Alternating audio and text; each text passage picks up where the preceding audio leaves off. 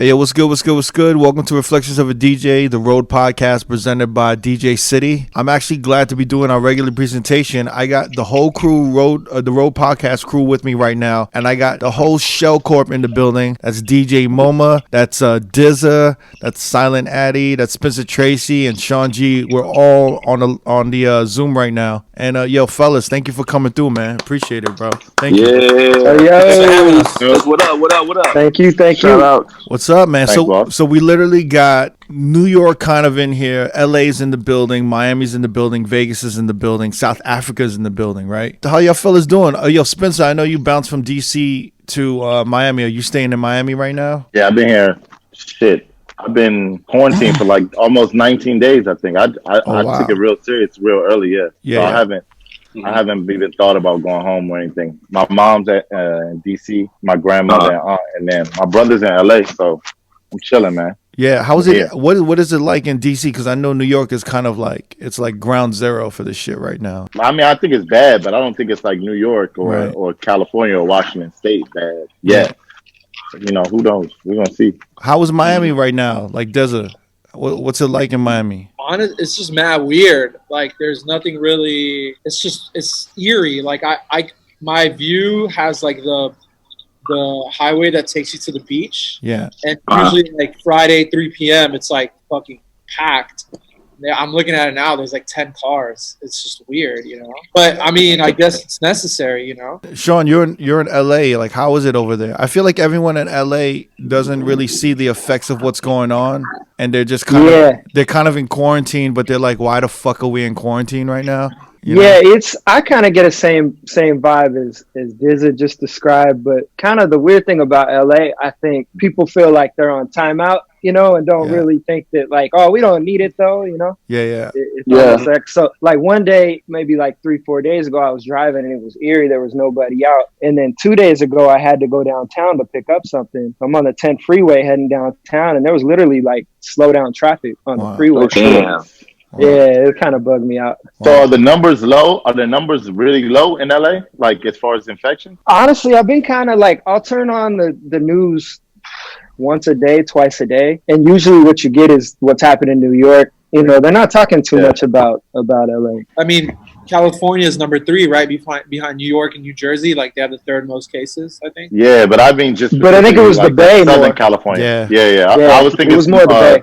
Yeah, they were acting a fool like in Baltimore though, right? They were just outside like not giving a fuck. You didn't see those videos on like Twitter? I saw a video on Oakland. Yeah, I saw a video in Oakland when they were doing the slideshow, sending out cars. Yeah.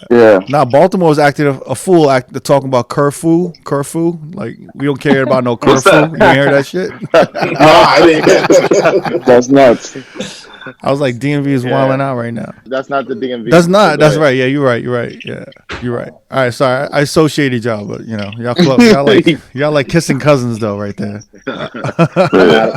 Barely. Addy, how you been doing, man? How's it been for you in Miami? Yo, honestly, like, the break has been good. I feel like I haven't had a break like this in like years. So. Yeah. I just been like using the time just for like really just spend time with myself, really. Nice. I'm always around people, so it's like this time I can just sit down in my room and watch some shows and just think about some other shit other than like just always just on the go. Tell them what you're really doing. No, half of the time we're on Call of Duty. Tell them what you and me and Darren are really doing half the day. I just got this thing for the live, so my live audio sound like clean, so like. I'll drink Patron in the night and just catch a vibe and just run a live and just start MCing and embarrassing. And I don't MC, so people just been on the live like, yo, what the fuck, Addy's talking? This is crazy. Oh, wow, yeah. I was watching. Addy's pretty fucking good on the mic too. I was surprised. No. I'm 40 years old. I don't give a fuck about no Nah, during my set, my boy Projects is here to so like I was playing and like he had the Lysol can and he did the fucking fire in the crib with the Lysol can and the shit went crazy. Everybody in the chat was like, "Yeah, what the fuck?" Shit was wild, yeah. Hey, so Addy, you're really embracing the live stream.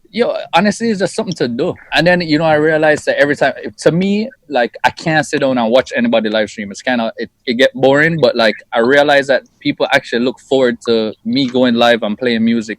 People like they're really bored at the crib and don't have nothing to do. I want to add that I think Addy, when he goes live, maybe MOMA could probably be that person too. It's not like they're going on and playing general music. Like he's going on and playing dancehall.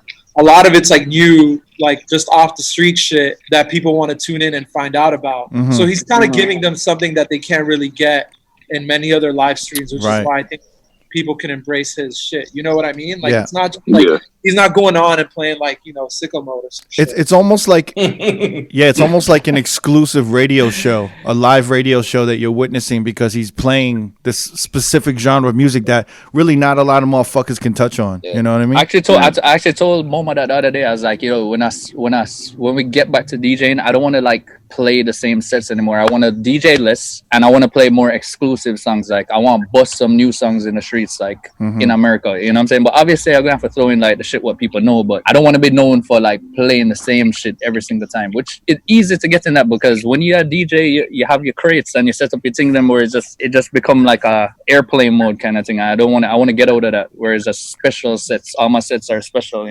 It's funny, I was actually kind of anti IG Live and live stream. I was not 100% in it, but I think I was just, I've been a club DJ, a working DJ for so long. Sometimes when a new platform or something innovative like that comes along, we tend to kind of look at the negative aspects of it. Yeah. And then I spoke with Four Color Zach the other day, and I spoke with Jay Espinoza, and they really actually convinced me by telling me this is the first opportunity for DJs to play whatever they want and to create and find their own sound. And for however long this quarantine goes for, it could potentially affect the direction that people take as they approach nightlife and nightclubs and bars and lounges, because it might change the narrative of venues not being control of the music and telling DJs what to play anymore. It might be one of those things where they trust the DJs a little bit more. But I'm not saying that this is going to change every big room club, but I didn't really think of it that way. And I was like, you know what? You got a point, because the only thing I was thinking of is like, yo, someone has 20,000 followers and they got 30 people in their live. Like, that's a bad look.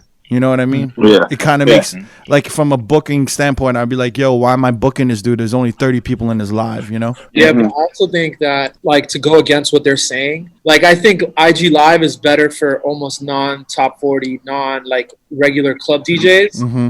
If you're going to go to get, like, the club DJ sound, you're just going to go to, like, D-Nice or whatever, you know, like the big ones that are already doing like their live streams, and you're gonna make that like kind of like, oh, like I'm gonna go get my club fix. Like I think it's almost better for the subcultural DJs like Addy, who are like well versed in a genre that people are like really looking for, you know, like whatever. Like I think that's where people are gonna kind of go look for that shit. Like no offense to like Jay Espinoza, like I don't really know him. I know he's a good DJ, but like I don't think anybody's gonna go to like a club DJ like Jay Espinoza to go hear what like new records he's breaking. You know what I mean? Like they're gonna go to Addy shit or to MOMA shit to hear the new Afrobeat song. I don't really think that it's gonna do much for somebody like trying to like diversify their portfolio. Like the impact is not there versus the impact is there for someone like, you know, someone playing subcultural shit that's known for playing subcultural shit. You know? Yeah, but pretty much everyone in the Shell Corp. Well, let's explain the Shell Corp. Where everyone, all of you guys pretty much have the ability to create your own live stream and build on that, build on your brand or whatever brand that you're doing. You guys have worked really hard and earned the following and the reputation to do that, because people are actually looking forward to what you have going, and you're not just kind of like a worker in a club where the club is kind of the main attraction, and we're kind of just people, and like working DJs or club DJs are the guys just keeping people at the club. Does that make sense? Like you guys actually bring people and you have a following. You know, Spencer, you got a huge following. You know, Sean G, you got Shaba, DZA, you got Peach Fuzz, Addy, you know, MOMA. You guys all built your own following. So the live stream seems like it could fit for each of you guys. I think the scary thing is when you have kind of a brand like Peach Fuzz or Shaba, there's probably thoughts in your mind and probably thoughts in like other companies, like brands that want to sponsor or invest in you guys, saying, hey, can you guys do a Shaba or Peach Fuzz or an Everyday People live stream and we'll pay this much? And it's kind of like, to me, that's a scary thing when you have to kind of juggle that. Like, should we do that? How would we navigate that?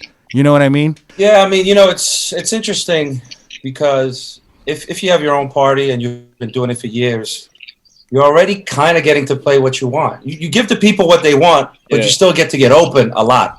So I think the five of us, the reason why we clicked up is because we had so much in common. We all built our own parties. We produced them. So we knew the pressures of promoting and executing on the day of. And then we still had to give the people what they want. And more often than not, at the end of the night, we walked away like, whew, that shit was fire. We felt like we worked, but it was also very rewarding. So to bring this to like an IG live, for us, it's almost like less exciting. It's less adrenaline. Our parties don't feel like 9 to 5s. You know what I mean? Whereas for a lot of those DJs, I think the IG live is like an escape. It's like, yo, I can finally play what I want. And I'm like, welcome to the club. You know what I'm saying? Right. And being able to play what you want is great. And being able to play what you want on a live is great. Being able to play what you want to a real live audience, there's nothing like it. Right. So that people ask me, why haven't I done a live yet? I was like, because I'm not that excited about it. I actually like the downtime. I like not having to figure out. I mean, I'm in South Africa. I'm in fucking quarantine, exile, whatever you want. I don't want to figure out how to get the equipment and how to get the rolling plug-in and all that jazz. You know what I'm saying? So it really depends what angle you're coming from. Yeah, but you're in a privileged position that you can be in South Africa in a hotel and just chill the fuck out. And you're like, you know what I mean? There's motherfuckers that are like, yo, Obama. I'll be honest with you, man. Someone DM'd me and I had my thoughts on IG Live, and somebody DM'd me and they said, look, one of my boys in like I don't know, one of these like kind of Midwest cities, right? He went on live. He had 20 people in his live. He DJ'd probably maybe 4 hours a day. And in 3 days, he accumulated $2,000 from 20 people. I respect that. $2,000. I respect that. That's really good. I commend that. I think if you... I did make 200 off of the last stream I did. So I did a brunch bouncing and 200 in tips. But I was never for that. But like the man them was like, yo, send your cash up and thing. Trust me, people going to do it. And I was like, all right, well, cool. But I'm not going to be the one like, hey, tip me. Like, like I feel like that just, to me, Before we get into the tip conversation, I just want to add one last thing about Addy. Addy also lives with like 3 people, which makes the whole I live with like 6 people. He lives with like 6 people. Like, the live experience, like way more fruitful than just like watching somebody dancing around on them by themselves. You know what I mean? Like he's got like full squad, like, they're dancing around them, they're all having fun, they're like it's a vibe. It feels like maybe like kind of a party without actually being one. You know what I mean? Yeah. Anyway, back to the tipping. I mean, it really comes down to the individual, right? And how financially secure you are, because MOMA, like you're in South Africa, we go on FaceTime once in a while. And you're working on like gospel chords for like 3 hours a day, But listen, I'm 18 years. I'm almost 20 years in my DJ career, right? Yeah. So you would hope that by this point, I've accumulated some sort of savings that I can go a couple of months without DJing, right? Yeah. But if somebody when I started my DJ career, if I was making $250, $300 a gig or whatever, and I was living check to check, I couldn't afford to take 2 weeks off or 3 weeks off or 4 weeks off or whatever. So I totally understand somebody needing to get on live and somebody needing to find a new stream of revenue with the tips. And I don't think there's anything wrong with it. But I do find it sus when motherfuckers I know is living well is putting their tip jars out there. That's super sus. Mo, I got a question for you, MOMA. So you're cool with it, right? But this is my question. All of us are unemployed. Who the fuck has the money to tip a DJ on that's in a regular club working DJs live? Which person in there is tipping, or not just one person? Because if he's making $2,000 over the course of however many days, Crook said, that's a number of people giving up their hard-earned money in a time of a crisis to a fucking DJ. Right. But listen, it's economics. It's economics, right? There's a product, there's a demand for it, and then somebody's supplying it. And those people aren't tipping $2,000 each; they're tipping $2-3. $4, $5, But I will say, I think that it's uncomfortable to put it out there that you have a tip jar, knowing the current economic climate. That's just my personal thing. I agree. I agree with DZA. Yo, if you got a couple dollars, like spare a couple dollars for your boy. Like, we're all fucking broke, bro. Nobody has a job. We all Here's my stance. I might do a live at the end of April if I can get out of this lockdown here in South Africa. I'm gonna find some sort of organization that's got a cash app, maybe medical supplies or something of that nature. But if someone needs money to make ends meet, I do not have a problem with them putting their cash app up there. I'm not in their situation. You know what I'm saying? Yeah. And I think everybody different. Everybody different. That's not what. But I'm just saying is like, who is there? Who do you expect has the extra cash to tip a DJ on live in this time? Well, my virgin sent me $50. Random. I was like, yo, what the fuck? I never asked him. Him just sent me $50. I said like, boom, I've been going to the grocery. All right, I will say this. I will say one last thing on this. Right, we're out here we're in this bubble of creatives and DJs and musicians, etc. Yes. There's mad other people that still working. Right? There's no people still working. Yo. Half the country, or maybe more than half the country, still at work. If the unemployment numbers is 7 or 8 million, that leaves maybe a workforce. 10 million. That means it's a workforce of 100 to 120 million people are still out there working, and maybe 25 to 30 million of them is 30 to 40 years old and give a fuck about DJing on live. Spencer, you got to stop hanging out with just creatives. You got to hang out with like working motherfuckers too. You know. I tell you, 90% of the people who tipped me was girls. I'm like, yo, fuck. I had one. Actually, like, but you are silent. There it is. Yes. No, you don't know this. The girl them sugar. Yo, the girl them said them have the money. Girl them rich. It's the voice, man. It's the voice. Like, that's what it is, man. But crooked, just like Vegas, Miami is a very like service-based industry. Yeah. And while we are in our bubble, it honestly feels like literally at least half the city is out of work right now. Yeah, definitely. For sure. For Vegas, at least half the city's out of work too.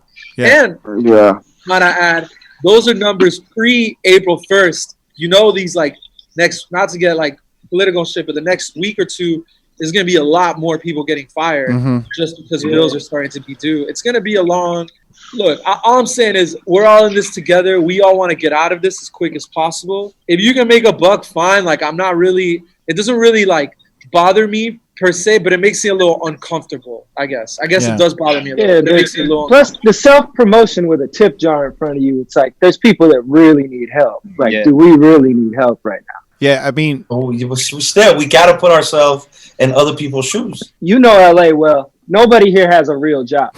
So like those unemployment numbers don't mean nothing, man. Like everybody works for like somebody that's an entrepreneur or events or so those unemployment numbers ain't really showing. Like Swingers is closing. That's crazy. Yeah, Swingers is closing. That hurts. Yeah. Closing. That hurts. Yeah. That hurts a lot. Yeah. Yeah, I was just saying like there's cities like who have like a big like tech company presence, like a San Francisco, like a Dallas, Seattle. A lot of those motherfuckers are working remotely, man. And I know like a couple people who work at doctors' offices, they're working and some of them aren't doing shit, but they're there. They just got that payroll. I mean, they're putting out regulation for a payroll loan. A lot of people might be able to like keep their job for another couple weeks while waiting for this loan, and then maybe once the business gets approved for the loan or not, they decide whether to move forward with people or not. It's honestly weird times, and like I'm sure we don't really want to get into like the economics of everything, right? But I think IG lives are fine. I think DJs like should express themselves as much as possible. But at the end of the day, they shouldn't be serious about it. It's not the club. It's not like the real deal. So just have fun, enjoy it. Don't think too much. Like if such and such people are watching your shit, cool. If not, cool too. Just do it for you.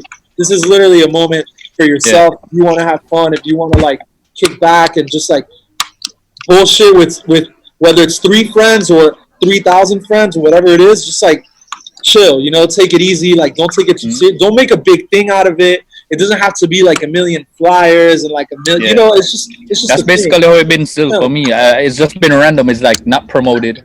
You know, I really just make up my mind. Like, I'll just catch a vibe and just go on live and just play some tune. And that's that on that. Well, I want to know, Spencer, would you go on live? No. I would not have changed. If you knew me better, you wouldn't know not to even ask me that question. You know what? Wait, but why? Can you explain? Bro, I don't even. Spencer don't even like to DJ. Much less go on Instagram. See, I didn't want to get into this conversation on this fucking podcast. No, this is the perfect conversation. This is the perfect conversation to have right now. I honestly think under the right circumstances, Spencer will get on IG Live. That will never fucking happen. We gotta make this happen. Ooh. Listen, I thought I gotta do it. Start a GoFundMe to get you. If MOMA's tipping, I'm DJing, bro. Wave up your cash app, my boy. Out to everybody in this chat, MOMA can definitely tip you. For sure. I'll tip you in South African rand, man, and the exchange rate ain't pretty. I actually told Neva, I feel bad about this because Neva was having a conversation with me and he's like, yo, I think I want to go on IG Live. And I'm like, yo, I think it's a bad look. You know, I think it's a bad look. And I was just kind of like, I think at the time when it was happening, it looked like everyone was just hopping on. You know, everyone with those like, yo, D Nice just blew the fuck up. Like, I'm going to blow up like D Nice. And then like everyone just got on. And I was just kind of like scrambling. And I was like, yo, I don't think, like, it just looks a little desperado right now. Like, you know, like just, but I think now that I'm looking at it, that it's becoming kind of a way of life, or like for now, a part of our quarantine life. And after speaking with Zach and Espinoza about it, I kind of think like, yeah, for guys like Neva or me who are like working club DJs where we have to play for the crowd and the clubs and the bottle poppers, now might be the best time for us to just kind of fuck around. And that's the only reason why I really wanted to do it. Cause I would be able to play whatever I wanted to play. Yeah, because you would get that vinyl collection. Look at that record collection, my boy. Yeah, man. But I don't think it's a bad look. I think when people saw D Nice and they saw that he blew up, and like, you got to understand, like, that shit's an exception. Yeah. Even like I noticed that day that Diplo went live too, and Diplo and Dylan Francis had like 3,500 people on their live, and D Nice had like 200,000. Yeah, that's just a phenomenon that like right place, right time. He's a legend. He knows a lot. He's already kind of like a celebrity, like DJ type. Like a lot of people really like know him, support him, whatever. So it's like, yo, respect to him. But at the same time, I don't think anybody that's DJing on their Instagram, I don't think it's a bad look. I just don't think we should care too much. If you do it, cool. If you don't, cool too. Like, just do whatever you want to do. If Neva, if you want to go on and play, I think you should. If it's going to make you happy, then do it. And I don't think it matters if there's going to be 3 people watching or 500 people watching. Yeah. That's how I look at it. Yeah. I mean, at least get like double digits, right? At least get like over 10. At least turn it up. You don't have 10, we'll rebuke you. Like if you guys could watch me, that'd be enough. That's like if you got like 6 motherfuckers in there for 2 hours, I'm gonna be like, yo, maybe you gotta approach this shit differently, yo. Check me out. Like at least 12, like get a dozen, like hit a dozen, at least hit a dozen. Get a dozen. Otherwise, double digits. I might just text you while you DJing, like, yo, you need to cut it off. Yeah, you peaked at 8, so like, you know, like maybe this like we can end this shit before you hit 2 hours. I want to know what it would take to get a Shaba live stream or Peach Fuzz live stream, because I think I'm interested. Is that possible? Like, no way, no fucking way. Why not? You would, yeah. What's possible about it? I don't know if I want to do a Peach Fuzz live stream, because honestly, like, just being real, that shit makes me really anxious, like being watched. Yeah. Adrian would just open up and make me play the rest of the shit on live anyway. So right. I think it's one of those things that when you do it, before you do it, the anxiety level and the panic sets in. But when you do it, and then when you start seeing the love and you start seeing, you know, the feedback, the positive feedback, you're kind of like, oh, this shit wasn't that bad, because the same happened with you, Jamie, right? You had to go on live for the Park MGM, right? For Best Friend, Roy Choi's restaurant. They made him go on there for free. He took an L on that one. And I drove to Vegas. You had to go to the venue or go to the space. Yeah, you had to drive from LA to Vegas to do that shit. Vegas to do it. It was nerve-wracking. I like that drive. It's a good drive. It's a good drive. You need it right now too. It's like necessary. Leading up to it, it's necessary just because you gotta get the house. It's a 4-hour drive, but it was nerve-wracking in the beginning because I was like, yo, what if everybody just leaves this live shit? Right. And then like, what if I'm not playing the right songs? And then I just blanked that out and I put a set together that I thought it was gonna be okay. Yeah. And then people loved it, and that was cool. But the thing is, I couldn't see the feedback either. Like I had like Cricket told me the feedback afterwards, but I couldn't see the feedback. So I'm just literally DJing, like practicing a set, and it kind of eased off the tension and the panic and anxiety out of it. But no, leading up to it is definitely nerve-wracking because you're the center of their attention. Are you listening, Spencer? Spencer, you listening, right? Your next one? You taking mental notes and shit? I'm honed in, baby. Let's get it. Yo, Spencer can't take one bad comment. If somebody say this song sucks, he's gonna lose his shit. I'm gonna beat up the camera. But that'd be the best part. That would be the best part of the live. You know what I'm saying? That's what would make him go viral. That's the Snapchat. The Snapchat. The cash up. I don't need that attention, man. Look, that's what I'm trying to tell you. What about you, Sean? What would it take for a Shaba live stream? We've talked about it. Drew and I have talked about it. Yeah. Shout out to Drew Bird, by the way. Yeah. Shout out to Drew Bird. We're kind of on the same wavelength as what MOMA said. We look forward to our party every month, or if we're traveling, or however long it is, and we already get to play what we want there. So we're kind of in a place where, like, unless we can really think of what we want to do and it excites us and it's something that we're gonna have fun doing, and then we're just gonna wait. Mm-hmm. We're working on. I'm with MOMA. I'm trying to learn new chords and and I had the same discussion with my partners today because we was talking about everyday people, and I was like, yo, either we do something that's super impactful or it's a big check. You know what I mean? It's got to be either or. Ideally, it's impactful. And even if there's a check, we can make it impactful. But to just go on live, the sake of going on live for everyday people. Like right now.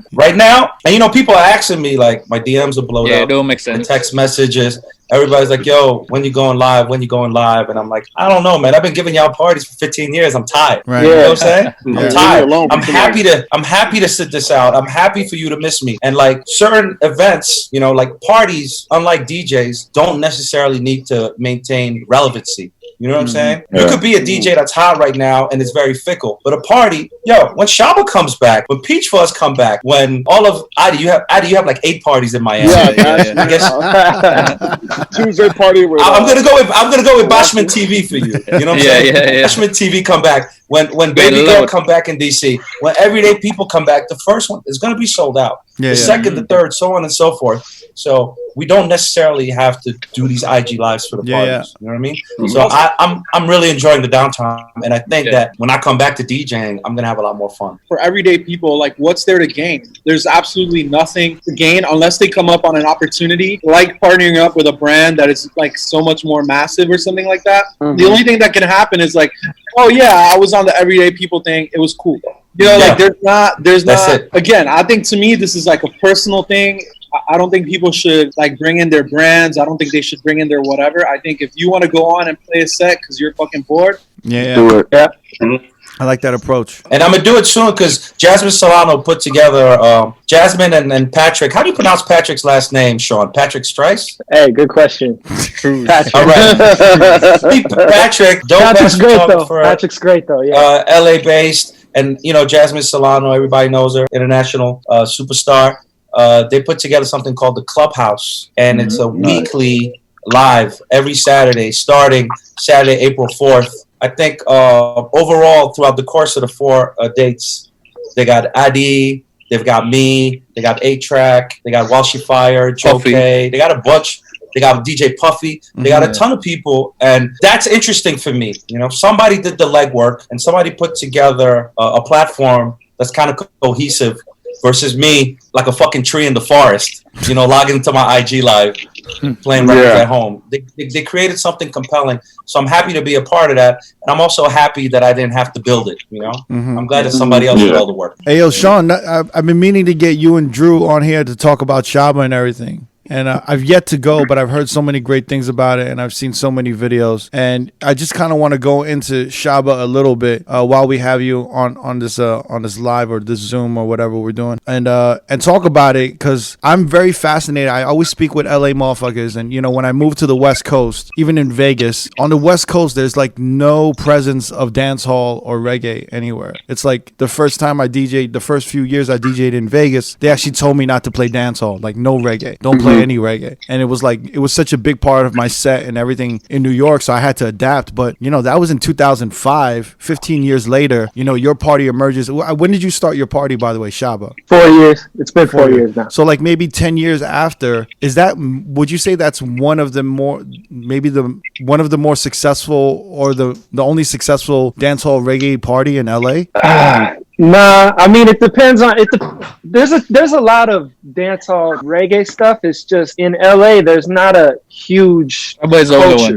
Huh? Yeah, I'm gonna go ahead and tell you it's the only one. It's the only one, Doug. Yeah, like I've seen other ones pop up, but the impact Shaba had 4 years into other parties that have happened here in LA, it's mind blowing of how it has grown. Especially like you've done it in Los Globos, which is across the street from my parents' house right now. Like that shit is crazy. It's packed out all the time. Yeah, so just so Sean doesn't catch a lot of shit from LA DJs, there's been a lot of dance hall parties over the years. No, of course, They've been underground. They've been small. You know what I'm saying? I want all these people to start coming after Sean. What Sean did, which is really the most compelling thing, is that he managed to kind of marry the general hip hop culture, which drives all partying with dance hall. You know? Yeah. So when you go to Shaba, it's predominantly dance hall, but it's got the energy of a hip hop party. Yeah. It's fucking lit. Yeah. You know what I mean? And you don't have to be like a dance hall aficionado to get in there and like find your groove. Because like people who don't understand dance hall, if they go to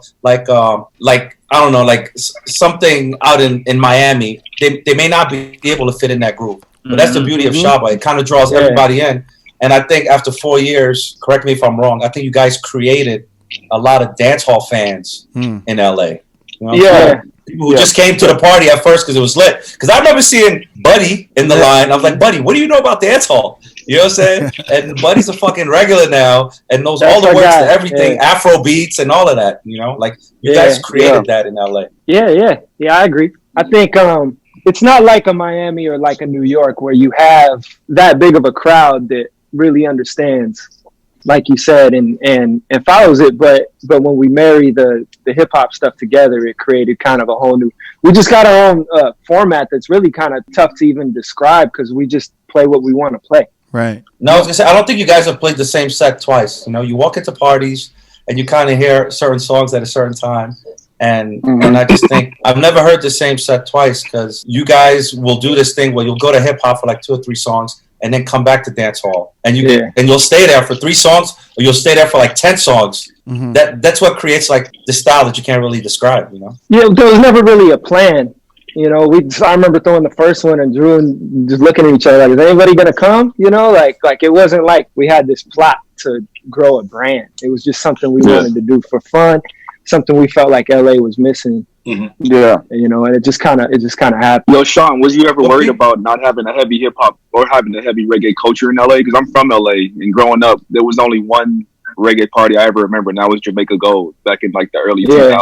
But like, was that something y'all were worried about? You know what I mean? So I actually used to DJ. Do you remember Jamaica Live? Yeah.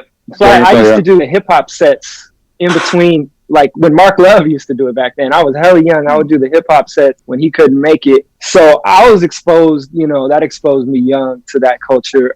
But as far as for what we're doing, being worried, like, no, because we never took it too seriously, especially at first. Okay. So I want to ask you a question. A lot of times people ask me about everyday people and they ask me, wow, how did it happen? And I'm always like, well, you had to have been there before everyday people. We did all this other shit, you know. We was doing the Good Spot on Monday nights. We was doing all these other like underground spots that they were kind of the genesis of Everyday People. And then when, you know, a match was lit and Everyday People blew up. I think people talk about Shaba, but I don't think enough people know about like Ice Cream Sundays. You know what I mean?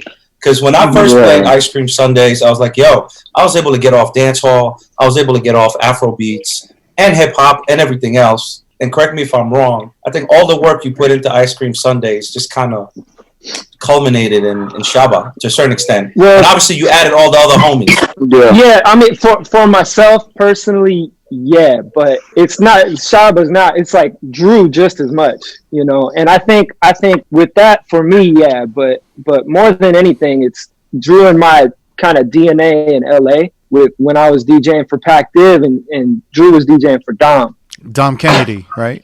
Dom Kennedy, yeah. So that's how Drew and I met. And you know, we tried a few things back in the day that didn't really jump off definitely like Shaba did, you know, but they were fun. We had fun and our friends had fun. So we kind of approached this the same way a couple of years later, and it just kind of turned in. But for me personally, MOMA, yeah, 100%. And people are actually reaching out a lot, asking like Cyrus, shout out to Cyrus, the owner of Lock and Key. He's forwarding me all these DMs he's getting with people asking if they're taking table reservation late May right now. Like that's still like yesterday people are DMing that. So that's crazy. And Lock and Key is where Ice Cream Sundays takes place. Yeah.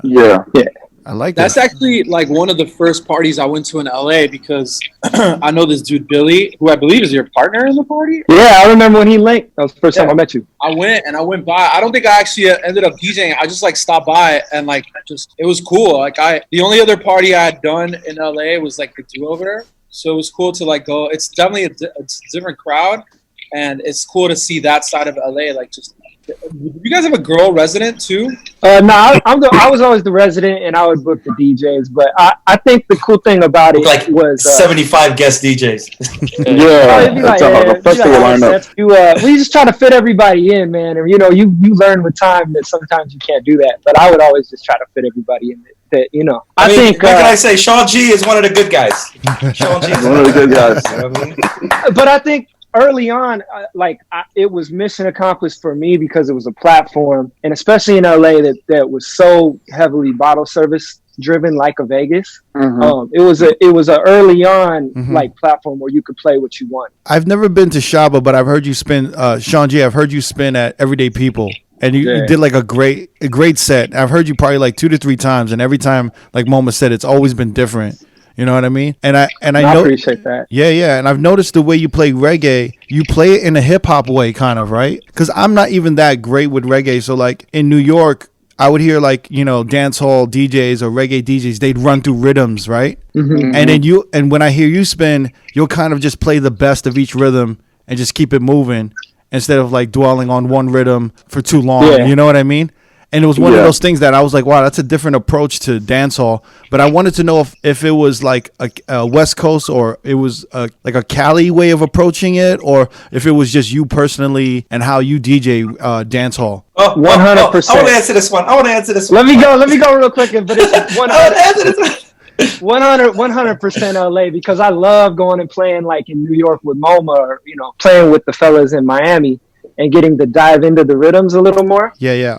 But so what you're speaking on, 100% more of a thing in LA. It's like just with time, you kind of learn what's going to have the most impact at the moment. You know, just kind of even just learning to drop certain songs on the one instead of blending them in. It's like, well, that's the best part of the song is when that shit first hits. So just kind of, but MOMA, go. You got excited.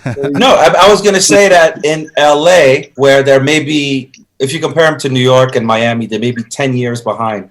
And 15 years behind in terms of dancehall culture. They're only going to know 1 or 2 songs on every rhythm. You know, I'm being nice. They're only going to know like, you know, Wayne Wonder and Sean Paul. Yeah, Sean Paul. They may not know the TOK record, but that's for 90s and early 2000s rhythms. If you go to modern day dancehall, and Addy, help me out, I don't even think DJs are running rhythms for modern day dancehall. It's not a bunch. Rhythms is not like a thing like it was in the 90s and early 2000s. Like it's harder for producers to produce a rhythm because a lot of artists don't want to be on a rhythm anymore. They want a single because it's easier to promote. It's easier to promote a single as a producer as well too than trying to promote like a rhythm with, you know what I'm saying, 6 different artists on the same rhythm is harder. So that's why rhythm thing is not really like. Yeah, so I think rhythms, they're going to go away. And for places like LA where the dancehall culture is like coming up now, like if the DJs that's kind of like carrying the torch don't try to educate people on the fifth or like the Lady Saw record on the Stink Rhythm or whatever, like those are never going to make it because all the new songs, like when we play Fever by Vibes Cartel, there's nothing else on that rhythm, you know? You go to Broke Off Your Back, I think there may be another song. There's some other things, but they don't hit. And so with the modern day dancehall, we're just going from tune to tune. It's not even a rhythm thing anymore. Addy, when did the rhythm start going away? When did they start? I mean, I think there's still rhythms, you know, but then it's still more like single driven. So it's like maybe Vibes Cartel might be on a rhythm, but that's the song what everybody will play. So sometimes even like I'll have a single or I'll think it's a single and then I find out like weeks later that there's actually other songs on the rhythm. I'm like, oh shit, you know, I never know. And sometimes it's only playing in Jamaica, you know, so like I'd have to go to Jamaica and then I hear like a next song on the rhythm. I'm like, oh shit, this is our rhythm. So what initiates a rhythm is like if you had a hit song, someone could just kind of get the instrumental somehow and just no, not really. Producer is just a part of the culture. So it's like, you know, I produce this rhythm, I want to get more than one artist on it. So I'll reach out to Vibes Cartel, Conscience, and whoever, Popcorn, and then try to put it out. Sometimes it works. Sometimes you might get like a hit rhythm, but there hasn't been a hit rhythm in a long time. You know, like Diwali is a hit rhythm. You know what I'm saying? You have Sean Paul, you have Wayne Wonder. It's hard to get a hit rhythm nowadays.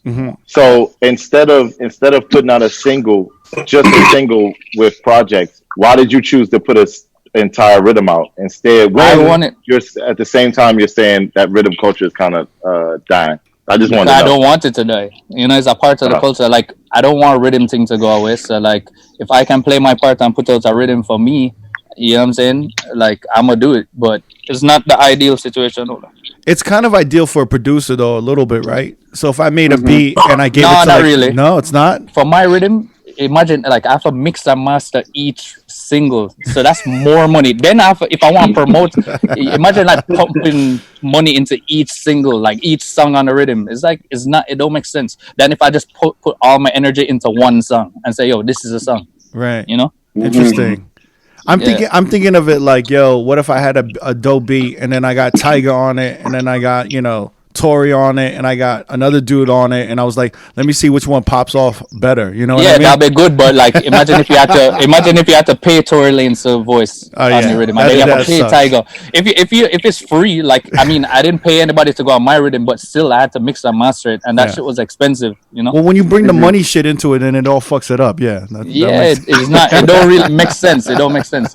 The only dudes who are really putting out rhythms are like the really established producers in Jamaica who already have like a good relationship with these artists already. So it's not like anything. And a lot of these guys are mixing and mastering their own stuff too. That's why sometimes the quality of dancehall tracks are not really up to par because it's just like a man just saying, oh yeah man, it sound good. Yeah. You know, and they drop it. Like they're not really mastering that shit. You know, they're not really mixing it properly. So I kind of, since we're talking a little bit about production, here's my segue. I kind of wanted to talk about all of these beat battles and songwriter battles that's been going on IG Live. Recently, we had Scott Storch and Manny Fresh, right? I really want to talk about that. Well, initially it was supposed to be T-Pain against Scott Storch, which doesn't make any sense either.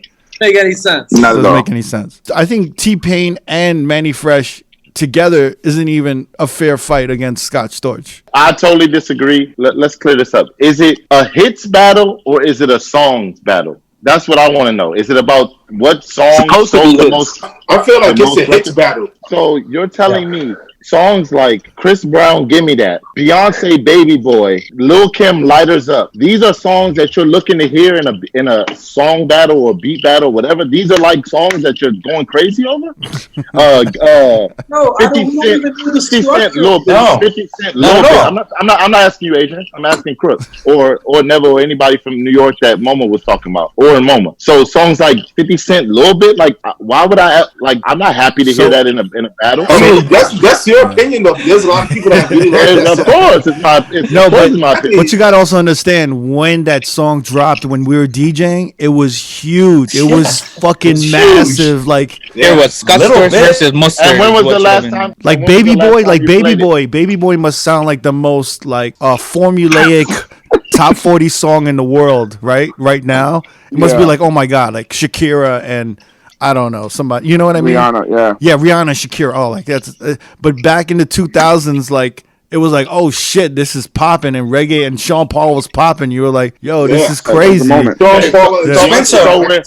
talking about how the songs went off in 2004. Not how they still ring off in 2020. Yeah, but hold on. But that's First not the point of the battle. The battle. I'm asking. Real quick, the battle isn't the relevancy of now. It's just kind of like impact, the legacy of certain songs. None of those guys, like, they're not making new music now, right? It's not like Manny Fresh has songs that are more relevant than Scott Storch is making new music. He made a song on Roddy Ricch's album. Manny Fresh made a song on Wayne's last album, like that came out last year. That's not what they're known for, is what I'm trying to tell you. Like, this is a beat battle between which songs are theoretically better, right? And I think from the perspective of Manny Fresh is a producer that made hits. Like, Cash Money was trying to be a rap pop group. They were not trying to be like a cultural, like, I don't know. They were trying to be hit makers. They weren't trying to be anything else. So in that regards, we can judge it upon hits because a lot of those. That's not true at all. That's not true at all. Have you listened? Spencer, I'm on your side, Spencer. I'm with you, Spencer. How many Cash Money albums have you listened to that you could say that all they were doing was trying to make hits? That's not true. I literally had every single Cash Money album from before Back That Ass Up came out. There was a Hot Boys album, Let 'Em Burn. This was years before Juvenile's first album came out. Juvenile's first album came out in '98. So what? We're talking. None of those were in the battle that I'm talking about. What I'm saying is, if you take the entire discography of Cash Money, there's no way that you can say that they were a pop label trying to make hits. That's not true. They were on the pop side of rap. I don't think so. That's not true. No, they were definitely. I feel like they were definitely regional, but it became so big, it became pop. Exactly. You know what I'm saying? But I'm going to extend an olive branch to you, Spencer. I'm going to extend an olive branch to you, Spencer. Yeah, but Mo, you have to explain how New York was laughing at that shit and thinking that shit was a joke, and then it popped off. It kind of was, and Scott Storch's shit was way bigger. Yeah. You think Scott Storch actually produced? He actually produced 50 Cent in the club. You know, it's got the Dr. Dre stamp on it. But that's Scott Storch every day, all day. He ran the clubs. What I'm gonna say though, and this the olive branch, Spencer, is that Manny Fresh's music aged better. So right now in the club, I'm playing 3 times more Manny Fresh. That was the point that I was making in the beginning. I need names of songs that you're playing. Spencer, you're PR. There's not one DJ that we know. There's not one DJ that we know that doesn't play Back That Ass Up three times a week. Hold on. 3 times a week. What do you mean? I don't. Keep on, still fly. Yeah, still fly. Yep. Get your roll on. Like, what are you talking about? You're not playing those Kim Lighters up in the club. That's not even his biggest song. That's a throwaway. He's literally got 25 songs that are way bigger than that. I didn't say, I'm not talking about what's bigger. Yes, they are bigger. That doesn't matter. If you're playing them in the club, you're playing more Scott Storch in the club than Manny Fresh. Definitely not Scott Storch is more like opening set repertoire right now. Absolutely. Absolutely. Back That Ass Up is 100%. Back That Ass Up is no longer a peak hit. It's a filler song now. Back That Ass Up is a Break the Emergency Glass record. Every time I lose a room, I just drop it from the top. Absolutely. Break the emergency glass. Not anymore. I was gonna say that when you play that song there anywhere and it busts the place. Yeah. Sure. Back That Ass Up. Back That Ass Up. I would say Back That Ass Up smashes 5 Scott Storch songs. That one song. Just the impact of that song. I think the first keys from Still Dre hit the same way that the first keys from Back That Ass Up did. crazy. Yeah, for dudes, for guys. Yeah, for guys. Yeah. One's for girls. Yeah. One is for dudes. Yeah. But it doesn't matter. They're still okay. What party on another continent outside or another country outside of the U.S. if you play Still Dre, does the club go crazy? Everywhere. Not one. What? Germany. If you play Germany, Germany, continent, London. Yo, they love that shit. Understand. Yo, you gotta understand, MOMA. You could probably say this, but you gotta understand. Up until like 10 years ago, the biggest artist in Europe was still like Dr. Dre and Snoop Dogg and Eminem and 50 Cent. I'm not talking about who's a bigger artist. We're talking about in a party, bro. Those are generational songs. Like people remember those songs. I'm talking about in a party, not. I am talking about in a party too. If you go to a club tonight, if there was no quarantine moment in South Africa, they playing Still Dre or they playing Back That Ass Up? None. That's a tough one, bro, because they may not know Back That Ass Up. They may not know it. Thank you. They don't know I that. don't even think they will know Still Dre. They know that shit. No, they'll know it, but it's not a part. It's not gonna work in a party. But I'm saying, That's up. When did that? Spencer, you. I extend you the olive branch and you fucking bend it down, bro. No, I definitely didn't. There's no debating that Back That Ass Up is a bigger song in the club. But can we all agree? There are songs that are really big in the States that are not big outside of the States. Like some of my emergency songs in the States is Back That Ass Up, Blow the Whistle. They tank in other countries. Yeah. Because some of that stuff is like cultural. They don't always know it. But Still Dre is universal. I'm telling you, Snoop, Dre, like Drop It Like It's Hot and like Still Dre internationally are massive songs. Drop It Like It's Hot is that tune. It doesn't Back That Ass Up is not even in the same category from a global perspective. Like maybe in America, Back That Ass Up hits a little harder. But globally, like it's not even close. Like it just reached farther. I like it. Here's how we're going to end this discussion.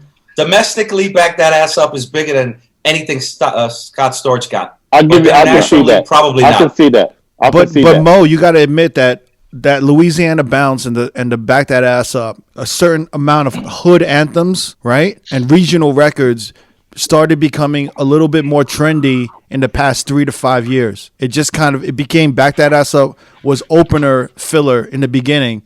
And in the last 5 years, 3 to 5 years, it became a huge record, just like Swag Surfing. Do you know what I mean? It's just one of those records that kind of came. Swag Surfing, yeah. Yeah, like all of these hood records that we kind of forgot about, or that were like filler records. And in some regions, anything Travis put out. Yeah, I think it's because of listen, Chopper Style is like prime time now. Anything by the Yin Yang Twins will get you through like 1 or 1:30 a.m. All that shit used to be opener. Right. I'm glad the only shit that didn't survive from that opener era is all like the Pitbull stuff. Thank God. You don't have to play that shit. No, I know you won't say that to Adrian. But I think what about Black Eyed Peas? I'm sorry, I can't concede that like Lean Back or Baby Boy or whatever. Like Lean Back is infinitely a bigger club song in history of clubs than Back That Ass Up. It's not even close. I don't know about that. It's like a song. Not in America though. You couldn't escape Lean Back for 10 years. But you know why DZA's saying this too, right? DZA, you was in Miami in full bloom when the Terror Squad was running Miami. You know what I mean? When Lean Back and the Terror Squad and remember who was what's his name? Roman's little brother? Wasn't he Terror Squad? Terror Squad. It's Roman Jones. Roman Jones. Brother, Chris Jones. Chris Jones. Like Terror Squad was they had such a presence in Miami that I understand what Diz is talking about. Yeah. Right, but he's trying to transpose that onto the entire country. And that is not the truth. Lean Back was a number one record. Lean Back has been an opener song in DC since a few years after it came out. Lean Back. I promise you. All right, guys. You will not hear a DJ play Lean Back in DC. Let's vote right now. Lean Back. Lean Back. Everybody that votes in favor of Lean Back over Back That Ass Up. You can't do that. You can't do that. You can't. That's not fair. That's not fair. That's not fair. That's not fair. Why is that not fair, Cook? Why is that not fair? Because I would go to Miami and I would hear DZA or like Ross One or Jessica Who play Swag Surfing in like 2010 or like 2015 or whatever, and I'm like, yo, this is a dead record. Why are they still playing this? And then it came back, and I'm like, holy shit, this record is huge. I gotta bring this song back. You know, I would be like, yo, this record's huge, and DZA would come up to me and be like, yo, we've been playing that shit. Like, we've been playing that shit. Just like you, like dance for Lean Back that comes out soon. That shit is dead forever. Lean Back, listen. Lean Back was the #1 record for months. For months. Bro, if you play Lean Back, we'll cover in the place. Get crazy. No, but that ass up is going to be around forever. If you go anywhere down south, you hear Back That Ass Up, man. That shit is like the Holy Grail record, bro. Like that shit is like church. I'm not saying that one song. The argument I'm not making the argument that one song is better than the other. I don't care about that argument. One song I think is better than the other, and that's Back That Ass Up. But Lean Back is a song that you'll be playing at fucking white people's weddings 30 years from now.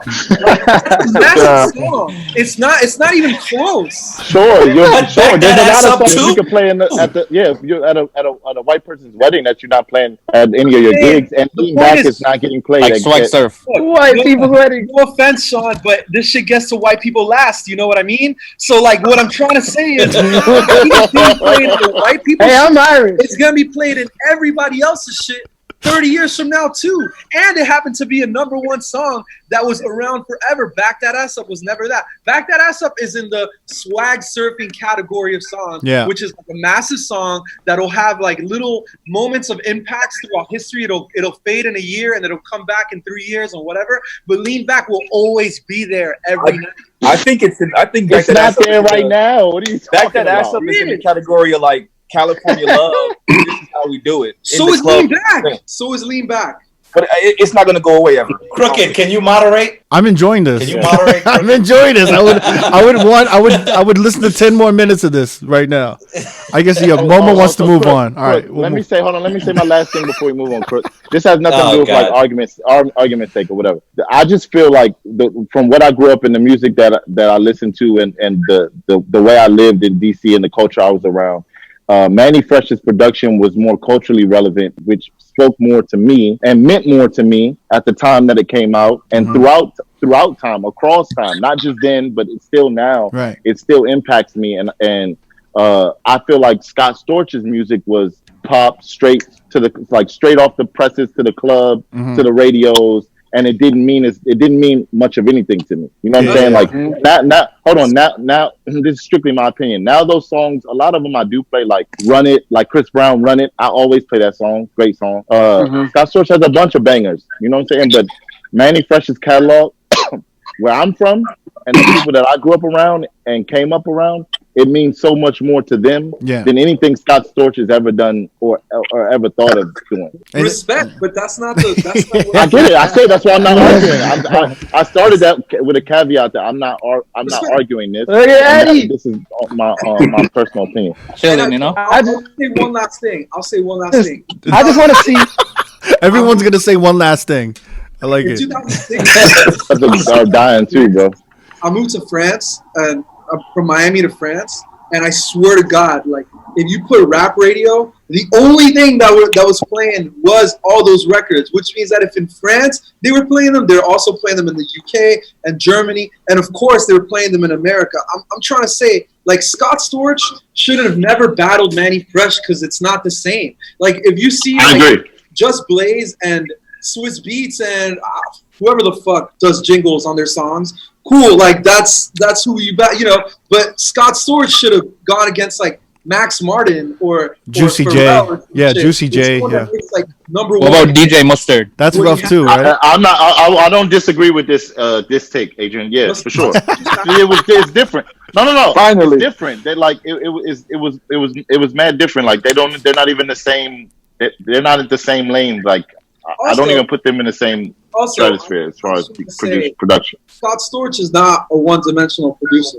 Like if you look at Manny Fresh is. If you look at Scott Storch's discography, he doesn't just have hits. He has a lot of like album cuts for a lot of artists that matter in certain regions of the country, like in LA or in Philly or whatever. You know, like he's not just like a hit maker. Like his discography is like very thorough. He's worked with a lot of artists. Like he's not just like some dude that only makes hits, you know? I think it's Spencer. I think it's interesting that you listen to like Cash Money albums, because like how many of y'all? I mean, how many people have listened to a Cash Money album?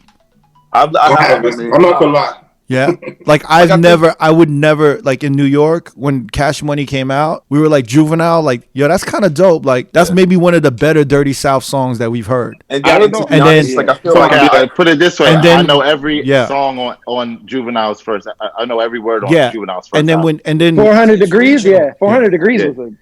Yeah, but I mean that's not even his first album, but yeah, Soldier Rags was his first album. I mean, for me, well, sorry, I'm saying Lil Wayne. I'm like, yeah, but Crooked, that's not. It's like you're basically like you asking if people from down here have listened to Cash Money albums is like asking people from Louisiana if they listen to like Duck Down Records. Mm-hmm. Like, you know what I mean? It's just like not. But that's what I'm saying. That's exactly what I'm trying to get at. Is that like, you know, like Jared is not listening to Helter Skelter. You know what I mean? Like, not true though. That's not true. My brother was listening to hold on. I told Crook this when I was on the podcast the last time, that my brother was listening to a bunch of that New York shit. He had the CDs around the crib, so I knew, you know, Helter Skelter and you know, all some of that New York shit, but that was not like ingrained in us. So the way y'all were looking at Juvenile was the way I was looking at Duck Down Record. Like there were select songs that would kind of leak into New York, into the radio, and we'd be like, that's good, you know, that's dope, or we'd be like, that's whack, and it would grow on us. But I was never like, I remember looking at Cash Money like, what are these bootleg ass album covers? You know, like what are these like horrible videos with no budget? You know what I mean? It was just like one of those things where we saw it as like, yo, this is like literally like we didn't think it would last. We thought it was just like a passing. But the thing is, I think, dude, Scott Storch should have been going up against like a Pharrell, right? Like something like that. I'm a little more partial to what Spencer is saying because I grew up in LA and Cash Money was huge in LA. So like Cash Money and No Limit for some reason. Manny, like he curated. I remember that No Limit sound. Like he was producing, but he was like A&R, and he curated that whole shit. And so for me, I'm a little more partial to him. But they should have been battling each other. It wasn't even. That he should have been going up against a Pharrell, realistic, like some shit like that. You know what I mean? The only battle that matters is Teddy Riley against Babyface. Yes, it's happening. That's dope. This Saturday. For real. I don't know, man. What's Saturday at 6, right? It's not fair, man. I think Teddy Riley gonna kill Babyface. Really? Yeah, Teddy Riley's gonna win. Teddy Riley's gonna win. Yeah, I would never. Yeah, man. His catalog just from the 80s alone would do it. Damn, man. I'm a big Babyface fan though. I grew up like that was my era. Like, you know what I mean? Too, and then I learned See, and I learned about Teddy Riley. See, when I was growing up, I was like Teddy Riley with Guy. I was like, that shit is cool. And I was like, Rum Shaker. I was like, that's a reach for Teddy Riley, but okay, that's cool. And then like Babyface just was like all over. Every shorty I would see, like I was the soundtrack to everything. Babyface in the 90s. But he doesn't have a lot of dance records. No, he doesn't. He's more R&B. Yeah, but Teddy Riley has the hip hop and R&B. Yeah, but you got to also think of these mega groups. And Teddy Riley has the entire Dangerous album by Michael Jackson. The entire album. And he has the majority. You go against that. Yeah, like that whole New Jack Swing era was all Jack Swing shit. Yeah, so much. You got Keith Sweat, I'll Be Sure. Come on, wow. Cool, even Cool Mo D. Wait, we can't shit on Babyface like this. I gotta look up Babyface's discography. He has Guy right now. He has Blackstreet. Oh my god, yo! But you know what? He's still like Babyface is still making hits right now. Yeah, yo, I'm just trying. Who, Adrian? Babyface. I couldn't hear you. I just want to know, like, what song are they gonna follow up? It Takes Two, No Diggity, Do You Remember by Michael Jackson. Like, what are they gonna follow? How are they gonna battle those songs? He's gonna follow it up with. He's gonna follow it up with Whip Appeal. That's what he's gonna follow up. That's what. He's not. Bro, I mean, but Babyface. Here's the thing: like Teddy Riley may have more like jams, but how do you follow up End of the Road? Yeah, the man. Right? How do you follow that up? Babyface has more timeless classics than Teddy Riley. Yo, he has Madonna's Take a Bow. Like, come on. All right, so Babyface. The Tony Brown. Babyface. Wait. Babyface has Bobby Brown, right? Don't Be Cruel. Every little step. He does. Don't Be Cruel. Every little step. He has TLC too. By the way. Yes, he has TLC. MOMA, isn't this L.A. Reid involved in this? Yeah. That was all like the face. The reply I saw is Babyface versus Teddy Riley. Babyface and L.A. Reid. But L.A. Reid and Babyface did production together. Yeah. But I just wanted to know, was it? Did they promote it as Babyface and L.A. Reid? Yeah. They don't have Babyface. They don't have L.A. Reid in the promo because Swiss Beats posted. He posted Babyface. Because I saw it. That opens up. He has all right. Also, Babyface has your favorite song, MOMA. Can We Talk? Tevin Campbell. He has Tony Braxton, right? All of Tony Braxton's catalog. The first 2 albums he put out, they did everything on it. He has the Waiting to Exhale soundtrack. Yo, the whole soundtrack, bro. Yo, it's pretty. I mean, towards the 2000s, he kind of disappears a little bit. You know what I mean? Like in the mid 90s, I think he disappeared. Yeah, to like the late 90s. Honestly, though, he does have those Bobby Brown hits. Like those are fucking really big. Those like, are monsters. He has a shot. Oh yeah, he has a shot. Yo, I mean, Brandy he City. wrote the 7. Didn't he write? He wrote Rock With You, right? Yeah, he did the whole album. Okay. No, he didn't do My Provocative. Teddy Riley did that. Yeah. Woo! They can go back to back on Bobby. That's gonna be crazy. I'm not gonna lie. I haven't tuned into a single battle, but I'm not missing that one. I don't care what time it is in South Africa. I'm tuning in. It's also. I honestly watched the recap for the Scott's Torch and. Like I saw a little bit of it, and I'm like, these dudes are old and boring, yo. Like they're just smoking weed. And it was boring as hell. They need a host. That was cool, B. But check this one out. It was boring as fuck. Yeah. They need a host, is what they need. They need like Swiss Beats. They need a host. Yeah, like in the middle of it, like amping the shit up and talking shit in the middle. Like that's what they need. But they haven't figured out how to do like 3 people lives, right? It's only 2, right? Yeah, only 2. Yeah. I mean, listen, I think we're all waiting for Zuckerberg to buy Zoom. You know what I mean? Yeah. As soon as Zuckerberg buys Zoom, you're gonna have these like 9-screen displays on your Instagram. It's just a matter of time. That's gonna be fucking. I'd also be totally fine if he just never bought anything else again. So just like... What was there any other beat battles that was recent, or that was a? It was The Dream versus Sean Garrett. Sean Garrett. Oh yeah, Sean Garrett. Yeah. I didn't see that one. I just saw the. I didn't watch that. Did you guys see the Jonte Austin and Neo one? That one looked good. I heard Neo got washed though. Yeah, Jonte Austin started playing. Yeah. We Belong Together and all these fucking records. I know he wrote "Don't" by Bryson Tiller. I didn't know he wrote Bryson Tiller. That's crazy. Yeah, no. I heard that he wrote the song that was sampled in "Don't." The song that they sampled to make that song was a Jonte Austin song. So does that count? I mean, it wouldn't be there. It wouldn't be there if he wouldn't have written the original. So I mean, I don't know. Yeah. That's kind of dope. It's like the DJ playing a sample. You know, I'm not mad at it. Drop a sample and people get open. I kind of wanted to go around and see who were like maybe some of the more prominent producers that kind of influenced you or affected you, inspired you. With me, I feel like Marley Marl and the Bomb Squad.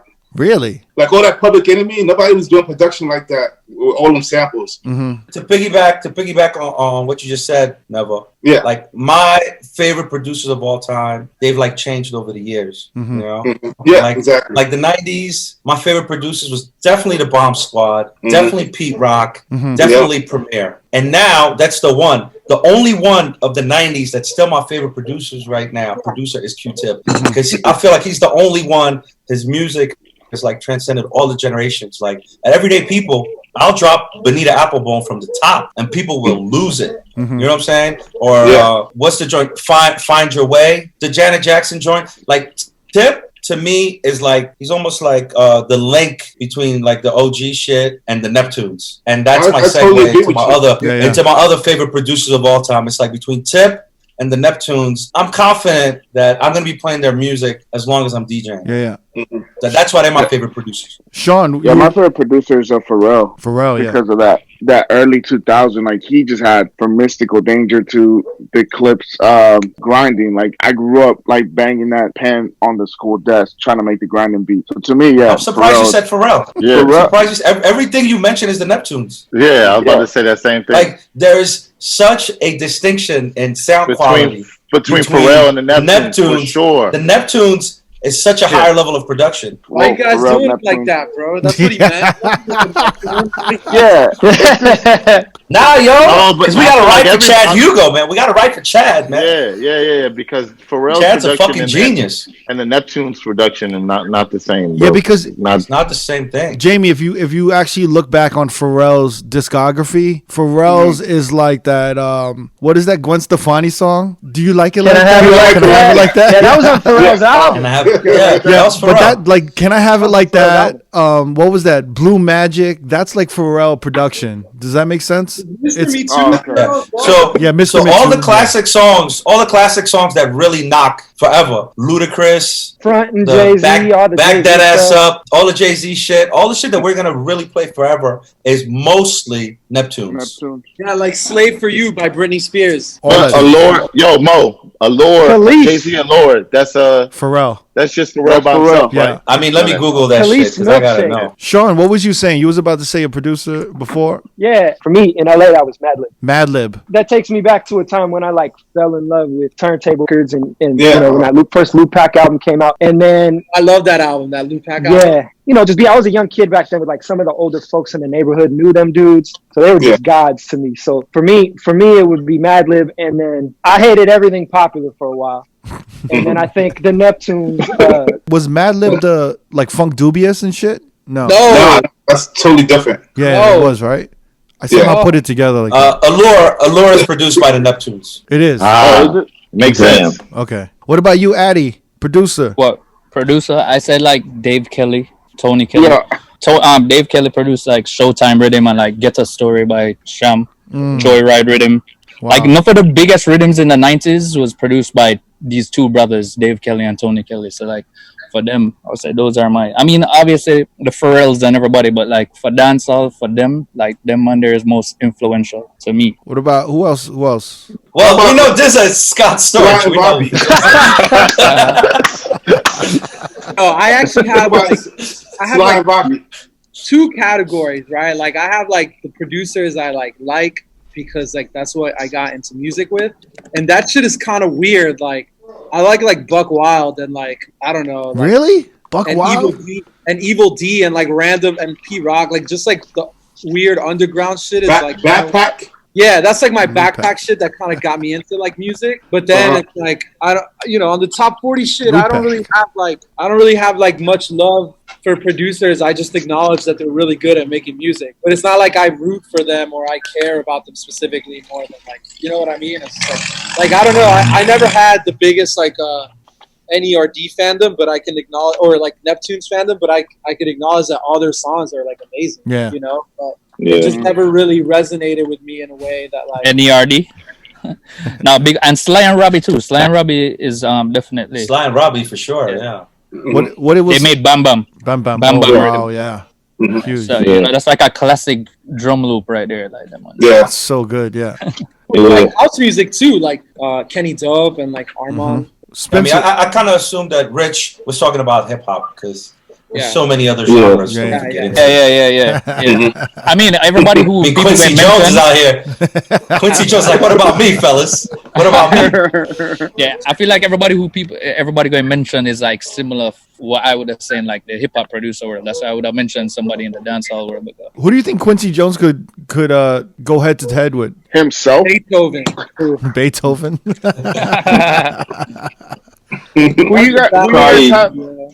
Before we move on, I think my favorite, not to cut everybody off, but that's someone that probably doesn't get a lot of love is Easy Mo B. Like that's my favorite producer of all time. We got some hits because he was bi-coastal in a time where a lot of producers were kind of regional. Like a lot of the early Ice Cube stuff, Tupac stuff, like that's what I grew up on, and he was all over that shit. Yeah. And then he still fucked with a lot of East Coast shit with Biggie, you know, with Raekwon. Like he was on Ready to Die heavy. So he's, to me, like that sound always resonated with me. And he still DJs around New York, man. Amazing DJ. Yeah. Incredible crates. All vinyl. Just killing he does an IG live like every night. Does he? I didn't even. I gotta see that shit. I didn't know that. Yeah.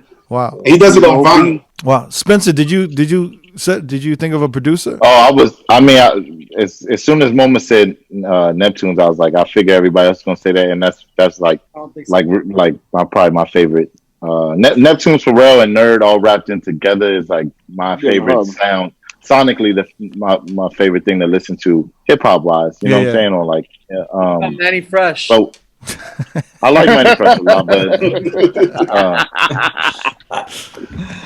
think Neptunes are great for us because it's that mix of listenability and playability. You know, as DJs, we also have to play music. We don't just listen to it. So I mean, they get points in like different categories. I had a question for y'all. Who would you guys take between Timbaland and a Pharrell if they go head to head? Well, did you see that Swiss Beats posted? He's like, I'm just gonna put this out there. I don't know if this will happen. Kanye against Pharrell. That's a pretty good matchup. Pharrell will watch him. Like, I don't know about that. I don't know about that. I'll say easy. Really? It's not easy. Not easy. Like, but even close to the level of number one songs or like charting songs that Neptunes have. Like, I don't think so. No, really not even close. Shit and like a couple of other people here and there. But like, that's what I was about to say, Adrian. Right? Yeah, that he doesn't have that much range. He didn't do a lot of different production for a lot of different people. Imagine how goofy you sound. Like, you know, Pharrell plays like a hit, and then you follow it up with Gold Digger. Yeah, but dude, he did so much stuff for Common. He did so much shit for Slum Village. He has range. What I think is Kanye's beats are a lot of them are sample based, and those things usually play well in a beat battle. Mm-hmm. What's the joint he did for Cameron? You know that down and out, down and out. That shit would kill in a beat battle. You know what I'm saying? Like he's got. I think if you were to narrow it down to 20, it would be closer than we think.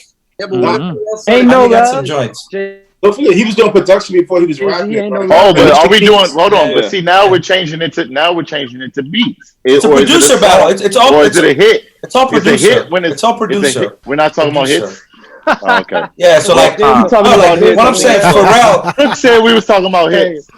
Now you know what it is. It also, to me, I think it depends on showmanship and how the producer drops his shit. So if someone drops like a love song, you could be like, yo, man, you know, if Kanye just dropped like, you know, some crazy, Kanye could just drop like even a song that I wouldn't even like think would normally hit, like Theraflu. Remember that song where he was just rhyming, like Theraflu? Yeah, if he just dropped that after like some like real like just some soft ass nerd or Pharrell or Neptune shit, that shit would hit so hard. You just be like, yo, he just smashed that. So it's just really on showmanship. You know what I mean? That song sucks. We're also acting like Pharrell doesn't have like hard beats. Like grinding is hard. It is. Like, he has all those clips hits, man. But a lot of shit that got fucked up. A lot of shit that got fucked up to me with Scott Storch is just the way he played the shit and the way he ended. He was using the keys too. And you got to end the song right. You know what I mean? Like I wasn't feeling the way he was ending it. Like he would just cut it off in the middle, and I was just like, oh man, like it's kind of ruined. Yeah, at least Manny had the wherewithal to like echo his shit out. It kind of like made sense. Scott Storch was just dropping the volume. Like, all right, what's next? Yeah. I was just like, yo, it's kind of like it was weird. That shit was so. And actually, you know what? I don't think it would be a fair battle because everything that Pharrell would have brought to the table, he would have produced. You know, but Kanye has so many like in-house producers working for him. Like, I have a question. What's the biggest Kanye song in the club? It's "Father Stretch My Hands," more or less, right? Right now, it's one of the bigger ones in the club. Yeah. That's I think Hudson Mohawk produced that, but Kanye's credit is the producer. It's like DJ Dodger Stadium and fucking Hudson Mohawk. And it sucks because nowadays I don't really pay attention to who the producers are. I really don't look at the producers as much, and it's because I don't get to see the credits. You know, like when I'm looking at the music, I would love if I like. In streaming, if they just showed the credits, I would totally. Spotify kind of gives you some of the credits, but sometimes you have to click though. Yeah, you got to click though. Like the more option. You know, nowadays, I feel like it's one bunch of people working on one song. You know, it's not like one producer like back in the days where it would be just Scott Storch. It's like 100 man put into one song. They're really missing an opportunity to do like a bracket. Like a March Madness style bracket, and you just like see like number that'd be dope. And like number 2 seeds. So like, who would be number 1? Obviously not Manny Fresh, but maybe like I'm fucking with you. But like, you know, number 1, like Pharrell. Is Kanye even a number 1? Like, are we sure he's a number 1 seed? I don't think he's. He might. There's only 4 number 1 seeds. I don't think so. He would probably be the 4 number 1s would be you would have the Neptunes. Timberland. Wait, hold on. Is this a hip hop thing or is this an all time? Is this a let's keep it hip hop. Hip hop. Hip hop. You have the so you would have Neptunes. You have Timberland. Jermaine Dupri. Scott. Jermaine Dupri got to be in there. Yeah, Jermaine Dupri. Jermaine Dupri. Yeah, Jermaine Dupri definitely. What about Scott? And then you'd have some, then you'd have guys like Just Blaze, Scott. You'd have to put Dr. Dre in there as well, like Dr. Dre. Dre's yeah. a 1 seed. Dre's a 1 seed. Yeah. You gotta put Dr. Dre in there as well. DJ Quick, can DJ Quick get some love? Yeah, Quick. Hell yeah. Hey, come on, we're gonna go. Hell yeah. Number 8 seed. Definitely like Quick is like Quick might be a 4 or 5 seed. Snoop Dogg? Number 7. Where's Daz go? Daz got it. There's a bunch of producers though, like the newer ones that maybe we like don't really think are Zaytoven. kind of should be up there. Yeah, maybe like Zaytoven or like I love Zaytoven. Mustard. Mike Will made it. Mustard, Mike Will. Mustard, yeah. Mike Will is massive. Like Kenny Beats. That's a good one, yeah. Mike And Will. who's the young homie who did all the Neptunes? I'm sorry, who did the Migos shit? Metro Boomin. Metro Boomin. Yeah. Metro Boomin. Metro Boomin's up there. Yeah, for sure. The white youth, the white youth. London on the track. London on That's the another track. one. London on the track. Did you guys? London's got hits. Did you guys see the? Boy Wonder? Yeah. Did you guys see the Hip Boy and Boy Wonder? Yeah. Did you guys see that? I saw some of that. I didn't see I'm that. keep it real with you. I'm not watching any of those things. I'm not either. I watched that one. Boy Wonder had an advantage because he worked with Drake and he had like massive Drake records. Hit Boy does too, though, no? Hit Boy has Paris. Hit Boy has a bunch of Beyonce hits. So it's kind of like, it just, the way, I don't know, Boy Wonder was just like selling him really, really bad. Yeah, I heard Boy Wonder smashed him, like just fucking smashed him out. He stunned him, but not to discredit Hit Boy, he has hits. But I don't know. It was Boy Wonder just came in with some Drake fucking shit that I was like, fuck. You can't beat that. You can't beat somebody. You can't beat 0 to 100. Like, what do you even follow that up with? You can't throw. Can't be 0 to 100. That beat goes, Tracy. Look at Spencer. Why would you? I think you'd have to split the bracket into two sides. You know, one side could be like the 2000s producers that we mentioned, and the other side would be like these younger dudes from 2010s and later. It's two decades. How about you do two different? And then decades? they meet, and then like the winner of each meets in the final. Yeah, you know what I'm saying? That would because I don't think it's like it's apples and oranges to put them all in the same draw. You know what I mean? Oh yeah. But I think it'd be interesting. It'd be interesting to see like Pharrell versus Boy Wonder or whatever. Because Pharrell or Kanye or somebody like that could go toe to toe against somebody like that. Hey, what do you call? I think I'm gonna wrap it up. Is there anything we want to touch on before we wrap this? Pause. Before we wrap this up, I kind of want to just kind of go around, the whole Shell Corp and just kind of see what you guys are doing in your spare time and what you're looking forward to and blah. I think we're all in agreement that I've never appreciated DJing or working more in my life. Like I miss that shit a lot. So. Fuck yeah. 100%, man. I never thought I'd miss DJing in a club, but I actually do miss it right now. But I want to kind of just go around. Yeah, go around. Sean, what have you been doing with your spare time and then right now? Yeah, like trying to learn new, just different theory stuff and like diving down to YouTube.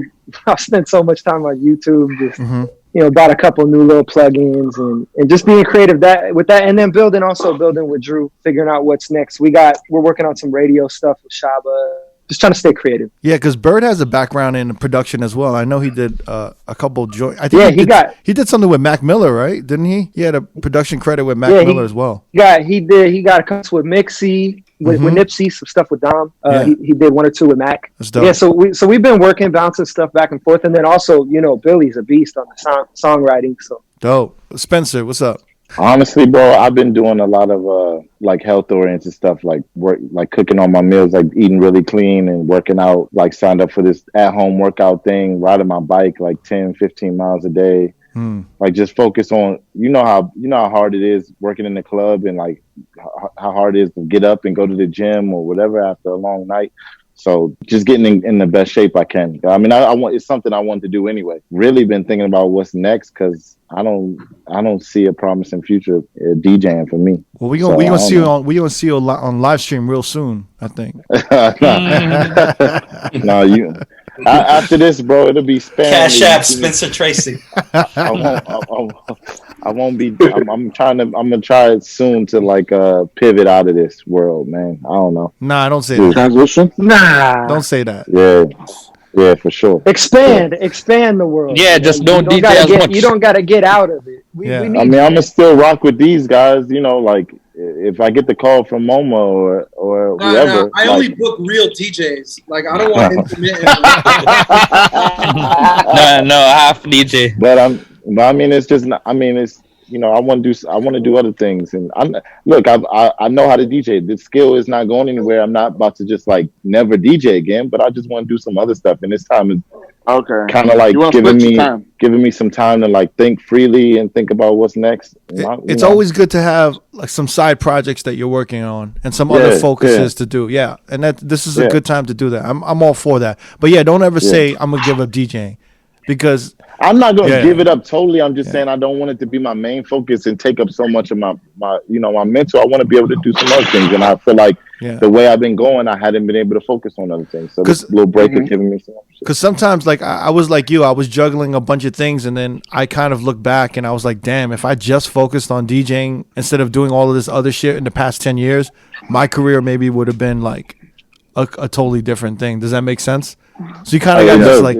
You always said that, Cook. Huh? Like if you always said that. Like if you didn't have the store, you'd be like, if you would have concentrated on just DJing, you could have been like, it could have went further.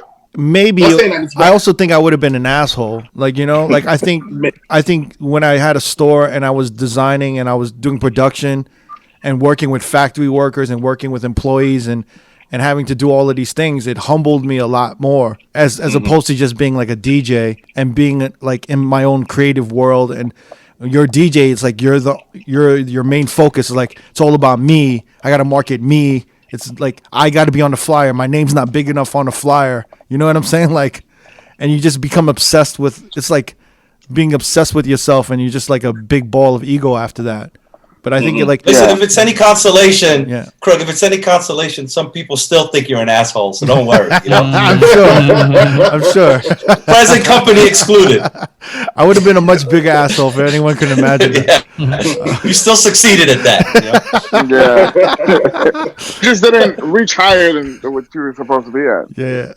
What about you, Addy? I know you're going to continue the live streams. Yeah. No, I guess whenever I catch a vibe, but. I mean, right now, I just really trying to focus on building like Bashment as like a record label. Nice. You know what I'm saying? Putting out like, I basically just the same mission, just trying to take dancehall reggae music to the next level always, you know what I'm saying? Mm-hmm. But I definitely do want to DJ less, you know, cause I feel like Spencer said, I just don't want it to be my main thing. Like, I want to be putting out records and like curating events and doing merch, shit like that, so. Do you guys say that you guys want to kind of not have DJing be your main thing because of the situation that's happened now, where you're kind of like, wow, this was my main thing? I think that was my mentality before this happened. You can even ask Spencer, like, my 2 weeklies, I quit my both weeklies, and this night when I was like, yo, I'm not doing no more weeklies anymore, they had the lockdown. It was done. So I was like, yo, this is a sign. Like, I shouldn't be doing it. So it just happened in the right time. I feel like it happened for a reason. So me, I'm not stressing. I'm like,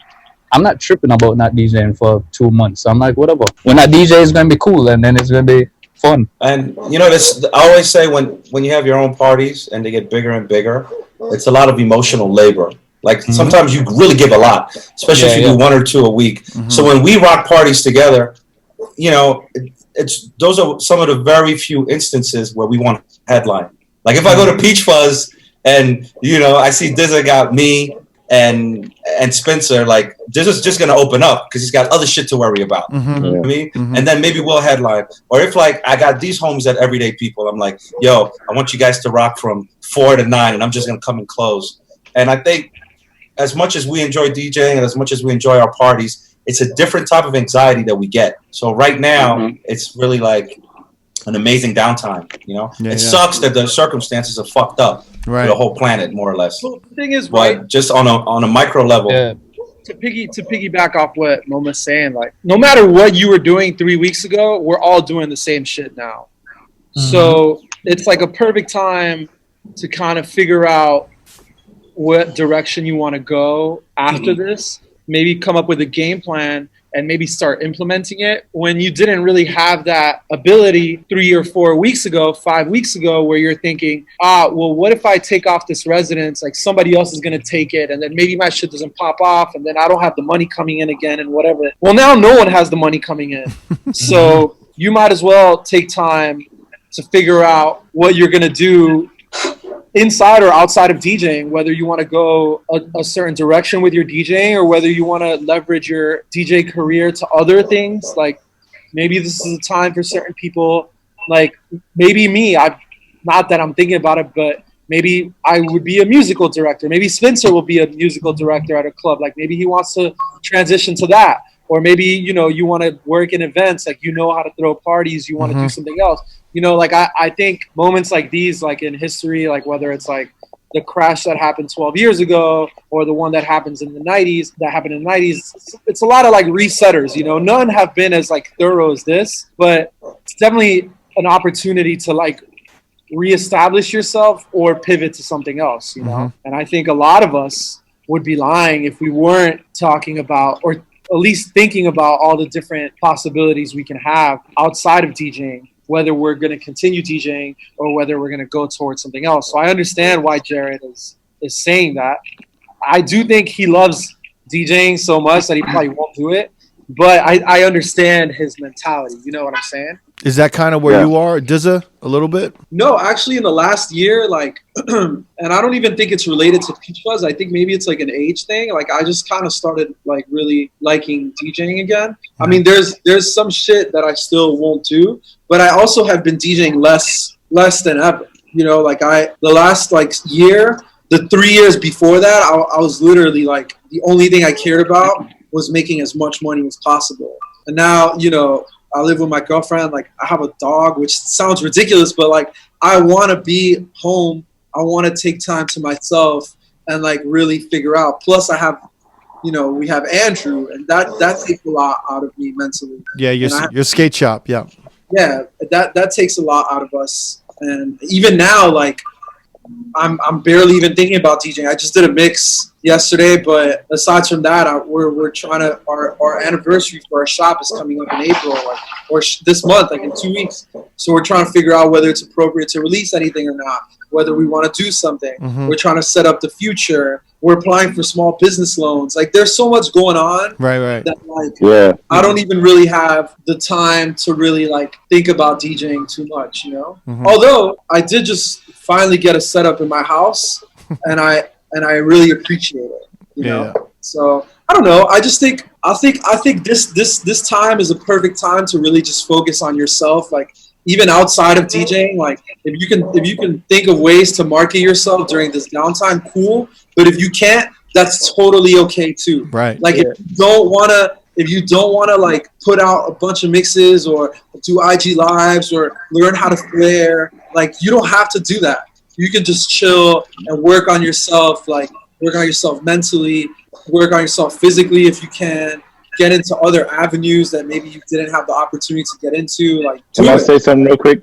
Just a quick ad. Yo, this is the first time in probably 6-7 years that I've been able to like listen and digest music the way I used to. You know what I'm saying? Like actually give albums time and thought and listen and love music the way that I did before I was a DJ, because DJing made me not want to hear any like music. I didn't want to hear loud music. I didn't want to hear it even, you know, ambient music. I didn't want to hear any music. Driving home from the club, I'm listening to a podcast or a comedy show or something like that. So this time is definitely giving me time to like listen to, like I just listened to Little Dragon's album. Thundercat put an album out today.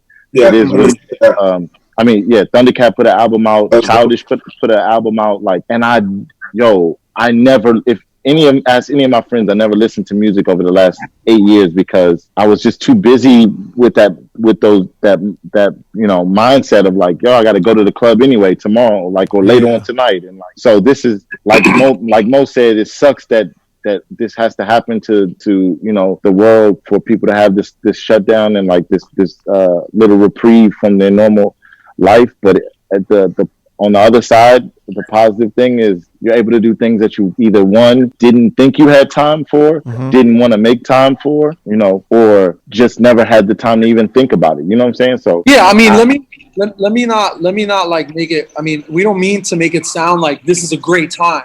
Obviously, everything sucks right now. Yeah. Like we're all fucked and inside, and we either know people that have the virus, or, you know, maybe know people directly around us that have had the virus, or like have been directly let go of our jobs, or you know, have like significant others or family members that are everybody's world is literally crumbling. But when you really think about it, that's for everybody. Like there's no business that a month from now at this rate isn't going to be totally diminished or hurt or destroyed. So I think in that regards, we have to take this opportunity to like really from a micro level like ourselves, and then a macro level in our community, in our businesses, in our politics and whatever, like we really have to see and focus on what it is that's going to allow us to have a better foundation to be better prepared for this shit the next time it hits. Because history will say it's going to happen again, whether it's in 10 years, 20 years, 30 years, like some shit like this is going to happen again. It's just a matter of life, you know? And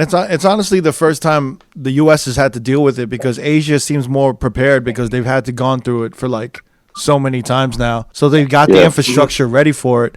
And the U.S. really isn't ready for this shit at all. It's like our first time dealing with it. So, yeah.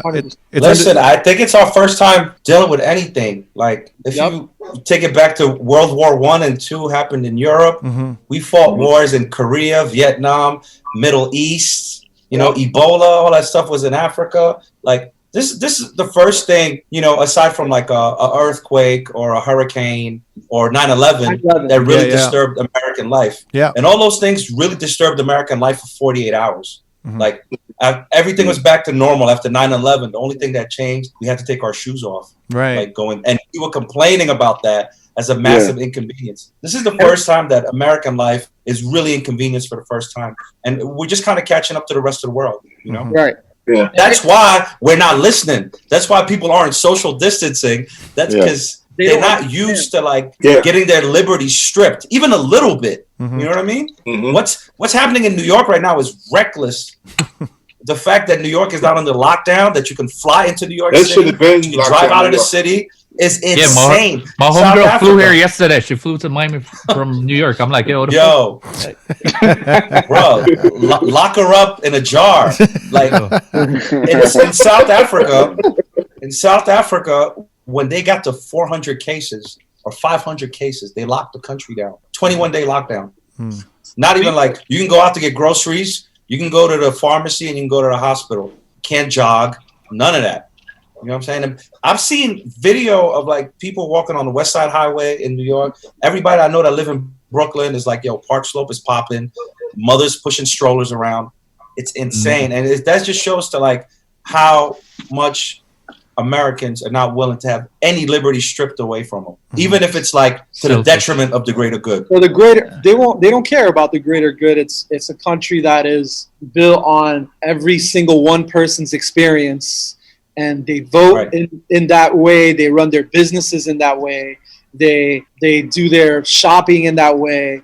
That's why I think an event like this, which when you think about it, like 9/11 happened, 19 years ago now? 4,000 or 5,000 people died. Like, there's going to be a point in this month where 4,000 or 5,000 people are dying a day. You know what I mean? Like, this is an insane event that I don't think, like, people in this country grasp. And I think it's going to bring a fundamental change to, I hope that it brings a fundamental change to how we live our day-to-day lives. And I think that goes to DJs too, like on the micro level. Like really DJing and the DJ world and the club world is a very cutthroat sort of like, the only thing that matters is end of night, how much money are we making? Even in the places, even in the subcultural places that are supposed to have cool music and are ran by one of us, places like that, at the end of the day, all they're really worried about is their bottom line as well. And it is a systemic thing where no one has protections in case of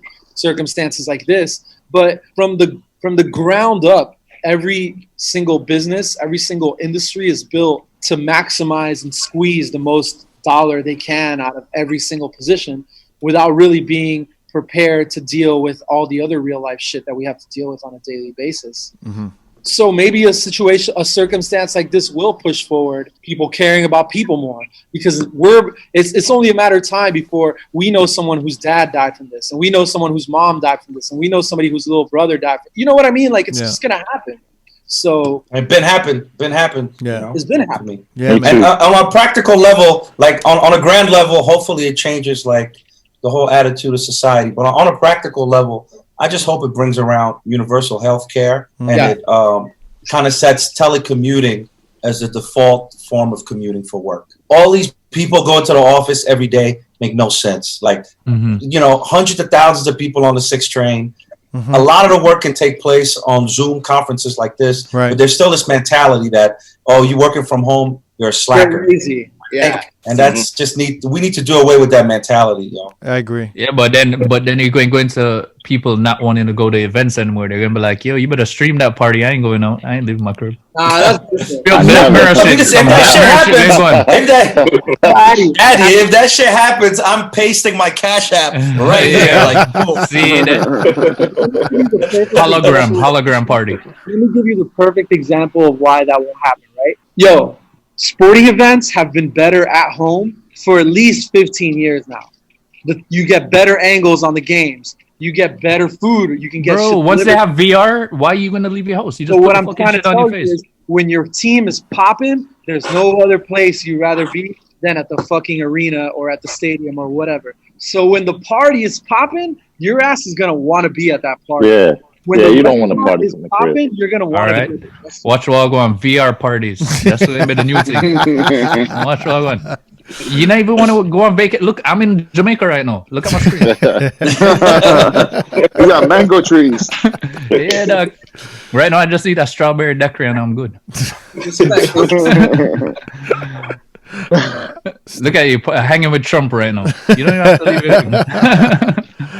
Hey, yo, all I gotta say is, man, I really thank you guys so much for coming on the show today, and I want y'all to be safe, stay sane, and be healthy, and then hopefully we'll see each other in person, have a drink, and play some music, and listen to some shit, and talk some shit, and eat some shit, and fucking hang out in the near future, hopefully, man. Yo, when this shit is done, I'm never staying inside. Yeah, that's what's up.